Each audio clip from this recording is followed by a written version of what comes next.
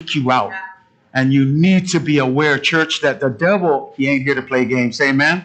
Another word that's being used there, the serpent of old, that's reflective of the Garden of Eden when he was in that serpent of old, meaning back in the beginning. The other word there is dragon. Now, this is a new term when we use dragon. Dragon only shows up in Revelations. But when we think of dragons, I know all of you have imagination. There's so much movies made of dragons. Dragons aren't really beautiful creatures, are they? Usually they're what? Fire-breathing, snake-looking creatures that fly in the sky, right? It's very similar in that because, again, we need to remember a lot of things in Revelations are metaphorical or images. John is trying to put together things with what he knows. And so here he's calling them a dragon, but we know that dragons, they have this very angry, vicious look, and that's the Greek word behind it, is that this guy, although he may seem nice, he's actually has a temper tantrum, he's violent, he's angry, and he has a rage. So don't be fooled by it. When Satan has you, he will take you out. Say amen? Say amen? But greater is he that is in us than he that is in the world. This is what I always encourage. Be careful. You by yourself, you cannot take on the devil.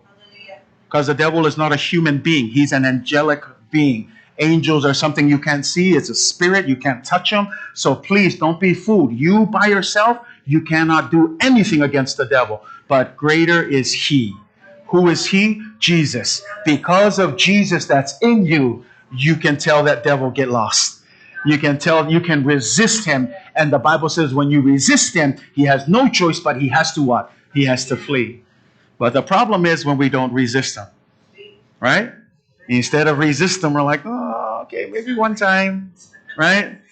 Just one more time, right? Just one more time. And then before you know it, right? Done. And I'm encouraging you, like I said, the devil is not a fool. But we have Jesus Christ. And when you have Jesus in your heart, you'll be able to resist him. Say amen? So we're looking at that, and here he comes down, and now we're talking about that. So there you see, first time it appears in verse 2, he laid hold of the dragon, that serpent of old, who is the devil and Satan, and he bound him for how many? 1,000 years. So this is where we get that term that we're using, the millennial, that Latin term, or this is the idea of 1,000 years. So with Satan being bound for 1,000 years, and notice what it says. Not only is he bound, he is cast down into a pit. They closed that pit. They set a seal on it. They locked him up. This is all to show that before we can have 1,000 years of peace with Jesus Christ, we need to get rid of the guy who's what? Who's causing havoc. The one who breaks the peace. The one who disturbs the peace. The one who does nothing but messes up the peace, the opposite of peace, chaos. We need to put him away. And that's very clear. I hope that it helps you understand here that by binding him, by shutting him down, by doing all of these things, all of these adjectives that say this is what they're doing to him, is trying to show you that this is the author of chaos.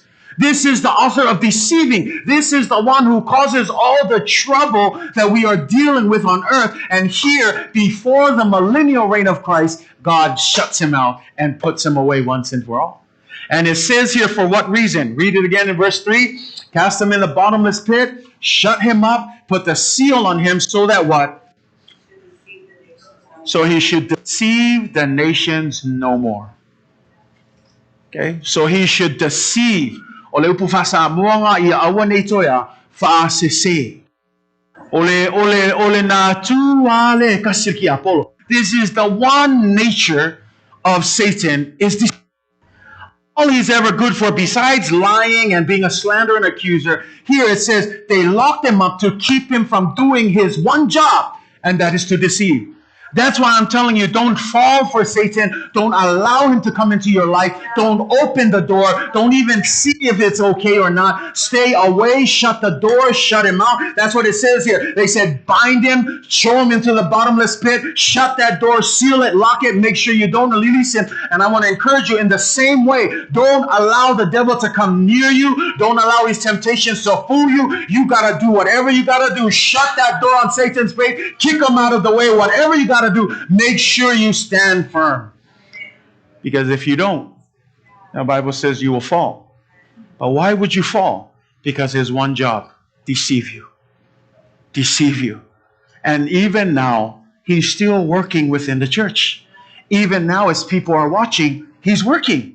He's wanting people to not be, don't listen. Don't worry about that guy saying it's a lie. I'm telling you, he's always working 24/7. Anytime we open this, why? Because to the devil, this is his biggest enemy. It's the word of God. Why? Because if there is one thing that can battle deceivement, if there is one thing that can battle the lies of the devil, it's the truth of God's word. And there's nothing else but the truth here in God's word that can battle against every lie, every accusation, everything that the devil tries to do. That's why I always tell you, abide in the word of God. Stay in the word of God. Remain in the word of God. Because if you don't know the word of God, how are you going to fight the battle?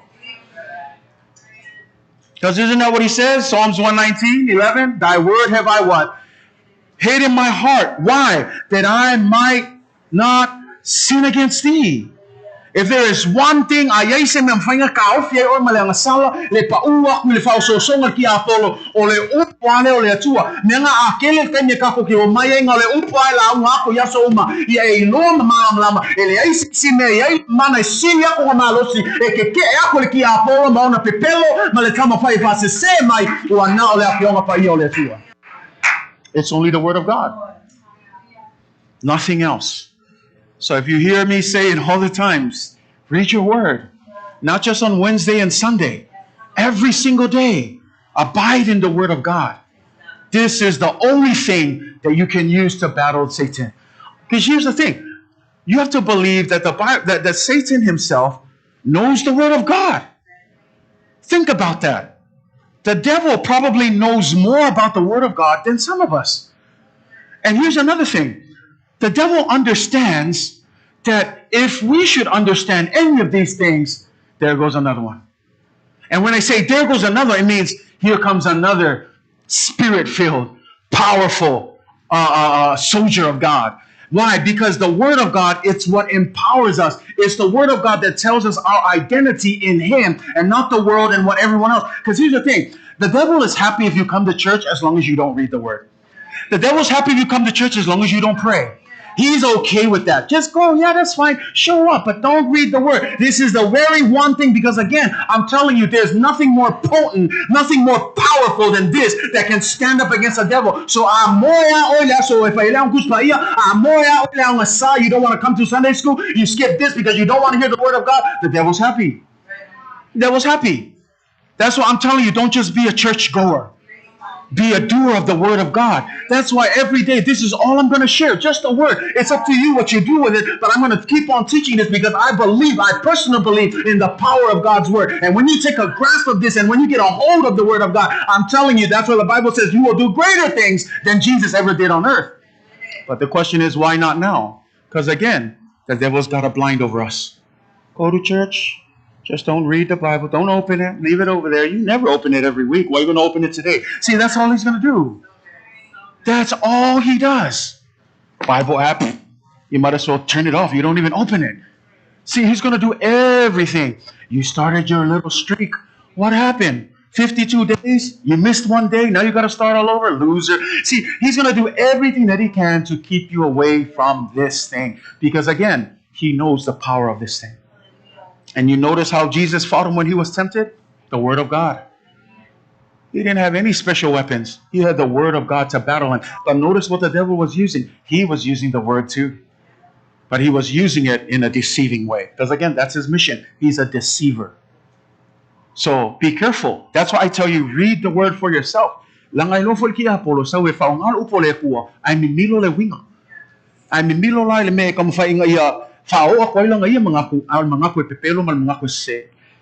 why we call him the Antichrist. And that's why John says, be careful.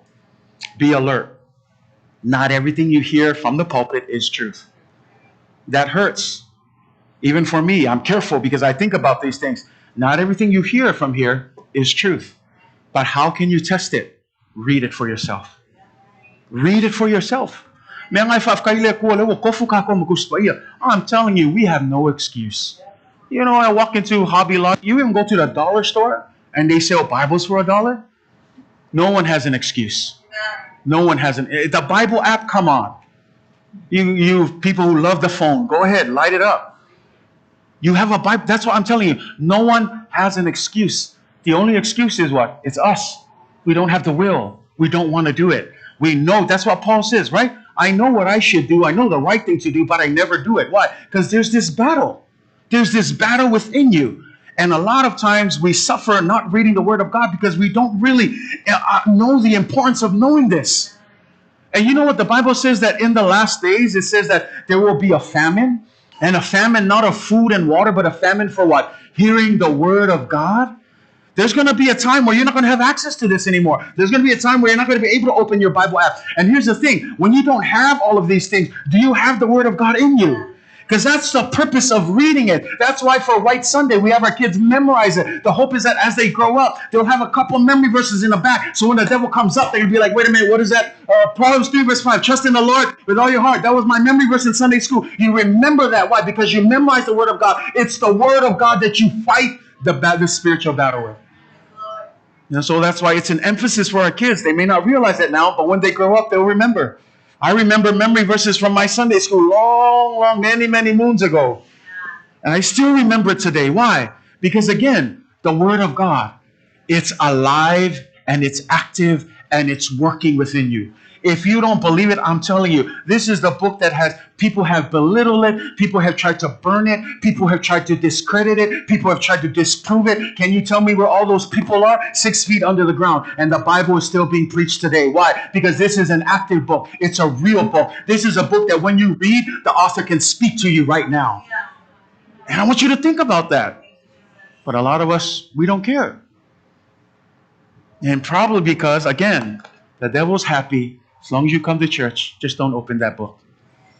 Come to church, just listen, but don't touch the book. Because he wants to keep you from the most powerful thing that God has graced us with. It is the Word of God. This is a grace from God to have this. When you go back to before a little bit of church history here, when we go back to when the Catholics were running the show for all of Christianity and before the Protestants and the breakoff of all the Reformation movement started. In those days, people had no Bibles. The only person that had the Bible was the priest or the bishop or whoever was heading up the Catholic Church. And so whatever they read and taught here, the people took it as gold. They figured that this was the man of God, and they took it as their word was gold, that this was the real thing. Well, if you know the history of the church, the Reformation was started by a man named Martin Luther because he himself was studying to become a priest. But he started finding out as he was studying the Word of God for himself, because it's only the priests that had access to these books. It was only them that could. As he was reading, he was starting to find for himself that the priests were not really teaching the Word, that they were using the Word to exploit and to gain money and to gain profit and to do other things. And he was noticing every time he saw these things. In fact, he was so appalled by it that in the Roman Catholic Church, they had this thing called a penance. And if you know what a penance is basically a little paper that says that if you come to me, right, and you pay a certain amount of money, I will forgive you of your sins. And this certificate will be, will secure the forgiveness of your sins. And I want you to think about that. To us today, we're like, oh my goodness, seriously? But back in the days, no one had access to the Bible. They took the priest's word as that's what God's word is. And so people were lining up on the streets and they were paying money. Some of them were even giving all that they had left so that they could get this piece of paper that would say, you are forgiven. And we know the truth today. It's not a piece of paper that has forgiven our sins. It's the blood of Jesus Christ that has washed away our sins. But this is the reason why Martin Luther broke apart, wrote his 99 Thesis, if you've heard of that statement before, and he tapped it on the front of that Catholic church door, and every part of those 99 statements, he was challenging the church. This is what you guys say, but this is what the Bible says. This is what you guys say. This is 99. That's a lot. But what am I trying to say here? You today, we have the gift of God's word. Everywhere. We don't need to just listen to just me up here or anybody that stands here. We have the gift of being able to open up this book and read for ourselves. But the question and the challenge for you is, how many of you are faithful in reading it every day? We're faithful to go to work every day, which is good. We're faithful to go to school. That's good. We're faithful to open up Facebook. That's good. Sometimes. We're faithful to our social media outlets. We're faithful to all these other things. But we're not faithful to the one thing that can keep us from falling away from our faith. The Word of God. And I challenge you tonight, where do you desire, do you delight? Is there a delight in God's Word? Is there a desire for God's Word? Because it's one thing just to read it because you're forced to. But to have a desire and a delight, that's different. Because when you delight in God's Word, that's only when you will really be able to what? Pull out all of the nutrients and all of the good things that will feed your spiritual man. But I want to encourage you, church, delight in His Word. Iayaiso nang no sa ingale upole atua yaso umase amen. Langai paule le me mafayo na te atua ile fili malona faososonga. And so we see the 1,000 years there that is mentioned. We're coming back to this because the devil is bound up. And the reason why he's bound up is to make sure he doesn't deceive anyone else. And so in this 1,000 years, this is when Christ establishes his kingdom on earth. And for 1,000 years, he will reign. And when Jesus is the king, this is 1,000 years of peace. And I want you to think about that. Because peace is something that's elusive today, isn't it? We're all looking for peace. Everybody wants peace. Peace of mind, peace from the chaotic things that are going on, peace from worries and anxiety. But here's that blessed hope again. 1,000 years. Think about that.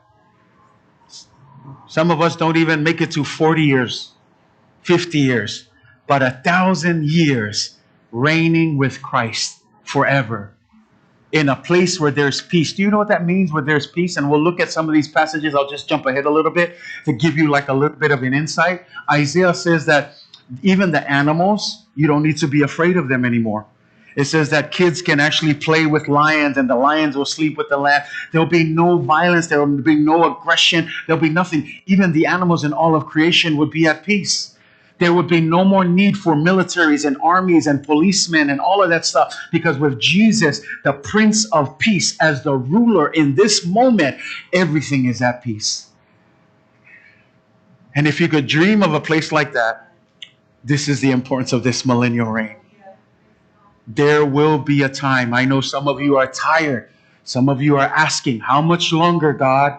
All of this craziness, I'm ready to throw in the towel. I hope this reminds you, there will be a time. There will be a moment where there will be no more pain, no more death, no more sickness, no more COVID-19, no more separation, no more vax or no vax, right? No more mask or no mask, no more any of this craziness, no more Black Lives Matter, no more any of these things. It'll be just peace. Everyone living at peace. Why? Because now Jesus Christ, the Prince of Peace, is the ruler during this 1,000 years, this millennial. Say amen. And to that, I don't know about you, but I'm looking forward to that because it's in his plan. Not only are we looking forward for his return, yes, we want to be with Jesus, but these are the benefits of being with him. 1,000 years, finally. You know what's even better? You don't have to work. Everybody say, hey, right? Or some of you like to work.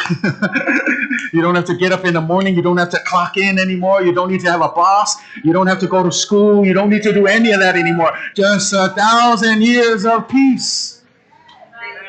Think about that. That's the blessed hope that we have in Jesus. That's one of the importance of the millennial reign of Christ. And there were some of the things that I wanted to cover tonight, but that's okay. We can cover next Wednesday. Our time is up. But again, I'm hoping that gives you a good picture that it's good to look forward to this thing. You know, the theologians, they call this the study of eschatology, which is the study of all the last things and the final things that will happen. And, you know, at the end of the day, what really matters is right now and the decisions you make now. We can look forward to these things all we want, but you're not going to get there if you don't make some decisions today. And make some good choices today. Make some decisions now while you're alive, while you have strength, while we're here and you can hear the word of God. All of this is great. But in order to get there, we have to make some choices today. And that's why I encourage you. And the Bible's clear. That's why we see a lot of people look at Revelations as a fancy book, like, oh, it'll tell us, that this is this and that's that. We try to figure out time periods in history, and those are all good. But you miss the point if you don't figure out that Revelations is a motivation for you and me to make the right choice today. That yes, there is good, but you also see the bad side as well. There will be a judgment. There will be people who will be deceived. There will be people who will fall away. But there will also be those who will be raptured up with Jesus. They're going to put on that armor of God. They're going to ride behind the King of Kings. And then they're going to reign for 1,000 years of peace. That story is there to motivate you today to make good decisions. So why is the millennial reign of Christ important? To let you know that there is a hope. That there will be a time of peace. But until then, hang on. That's why in the beginning of Revelations, Jesus says what? Whatever you do, don't let anyone take your crown. Hang on. So I encourage you, church, hang on. Yes, it's tough. I understand. Yes, it's not easy coming every day. Understand the sacrifices that you're making. I could be doing this, this, and this. I know all of those things, but I want to tell you, it's going to all be worth it if you just hang on. Don't give up. There is a blessed hope for you and for me. Don't be fooled by the things of this world. All of those things are temporary. Those things will only make people happy just for a short time. But you have a blessed hope where you're going to have I don't know how, 1,000 years to live forever and then to not worry about anything. No more spiders and snakes and whatever to bite you. I don't like those things. Jaws ruined me forever that I don't like to swim in the deep. But in nowadays, I can jump in the deep in that 1,000 year and I'm okay now, right? It's the little things, right? 1,000 years of peace with our Savior. Oh, I look forward to that. And I hope you look forward to that as well. But make that choice today. Make Jesus Lord and Savior in your life. Say amen. Amen. God is good. And all the time. Let's give him a clap offering tonight. Amen. Well, that's just a short intro into our discussion of the millennial reign of Christ. We will continue over the next couple of Wednesdays just to look at more details, in-depth study of the millennial reign of Christ. And it's, again, I hope it'll build your hope in God, build your faith, and make you look forward with excitement that there is a good future, that there is a hope for you. We always memorize that verse in Jeremiah, right? That his plans are to give you hope and a good future. That's part of it. That's the hope for us, is that someday we'll reign with Jesus Christ forever and ever. Say amen. I always think of that song, All Hail King Jesus. You guys know that song?